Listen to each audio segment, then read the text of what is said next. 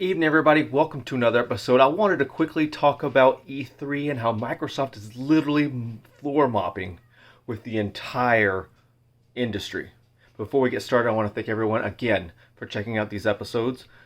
Thumbs up and the changes I've been doing. Obviously, I started this channel off really talking mostly about Microsoft, and we're starting to expand on, but we're going to get back to our roots today because Game Pass and the Xbox are taking the entire industry by storm, and I'm not sure how anybody's going to compete. Now, as a person that has recently started playing Game Pass games again, as I mentioned in my last video, and also did a video a couple months ago where I was trying it out while it's in its beta, I have come to really understand the value. Now, I'm normally a World of Warcraft player, so for $15 a month, I play one game, and every 2 years, I buy the expansion. With Game Pass, you pay $15 a month. You get PC, Xbox, and xCloud, and over 100 games. And if the game includes multi-platform, like your Gears, Torchlights, and many other games, you can pick up any device and get the experience that device gives you. So I can put my Kishi on my OnePlus and play Torchlight. I can go to my Xbox and play Torchlight, or more commonly, on my PC, and I can play Torchlight and get that experience. Play with my Discord. I can lay back on my couch, or I can sit out by the pool while the kids are playing in the pool and play it on my phone. And they continue to do these day one releases. Halo Infinite is coming straight to Game Pass. Starlink is coming straight to Game Pass. It continues to be the main reason for why you should own an Xbox, and it's creating a value that no one else has. Now, while Nintendo and Sony have great first-party games, Microsoft has a plethora of games they can throw at you for $15 a month. I can literally pay $15 and play as many games as I want a month, as long as they stay on there. Yes, you're only renting the games, but realistically, unless you buy physical copies, you really are. And next generation, you're probably going to lose the game anyways, like we do in most situations. So realistically, it's coming down to the future. Microsoft is finally starting to integrate multiple platforms, which my last video was talking about multi-platform. But they're the only one truly embracing that, and they're pushing it hard. And for people like myself, who was PC Master Race, as we call it, for so long, laughed at console players outside of Nintendo, and gave people that bought Xbox a hard time because at the time you had to pay for Xbox Live. You couldn't even use it for Netflix. All you could play was Halo and Call of Duty, realistically, and a Forza. And there was no other reason to own it. And when the Xbox One came out in 2013, they showed that they did not know what they were doing.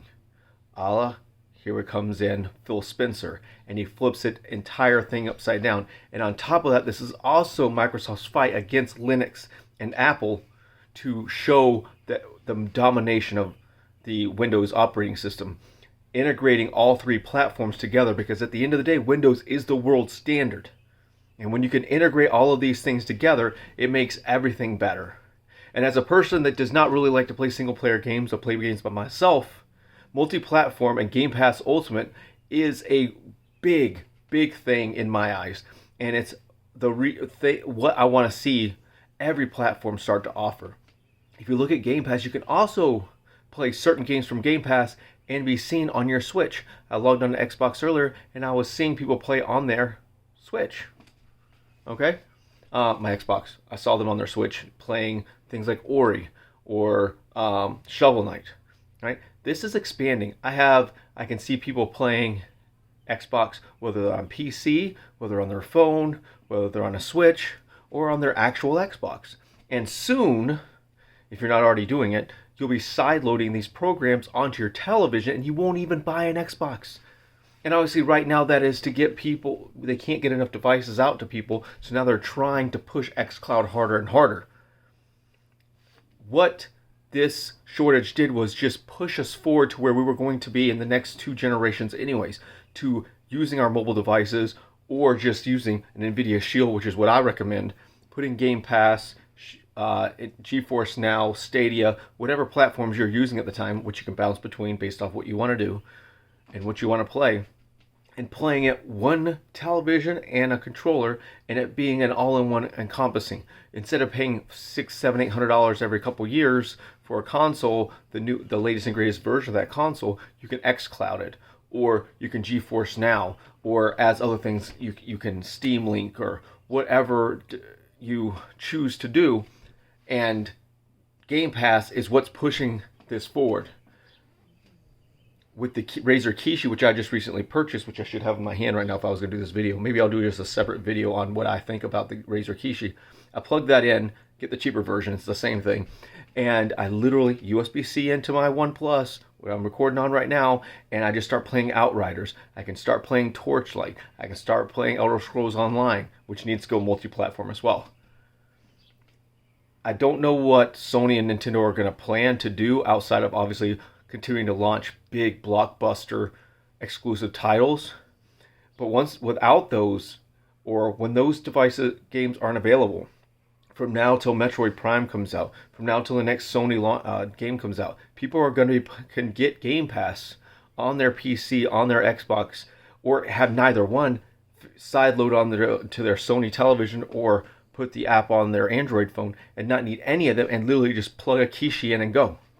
This is the future, and this is the future I am happy to see, because in the reality of things is, while I'm a big enthusiast of performance, if I can play a game, pick up any device I have and play it, when I want to get serious, I can get to my PC or my Xbox on my 4K television. But when I just want to sit back and play on my break, when I have some downtime and I just want to lay back on the bed while my wife's watching a show, I can literally plug my Kishi in and play the same game that I could play in the other room, or do it on the go.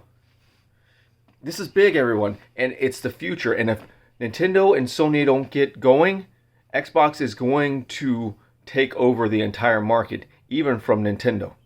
Tell me what you guys think about Game Pass and how Microsoft dominated the entire E3 show, even with the tease of Metroid. I think Microsoft won it, as much as I hate to say it.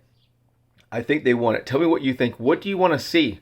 Obviously, we're going to have other things going. E3 is becoming smaller and smaller, and there's going to be a lot of other shows. Tell me what you guys plan, what you would like to see, what you're planning to do as the year goes on.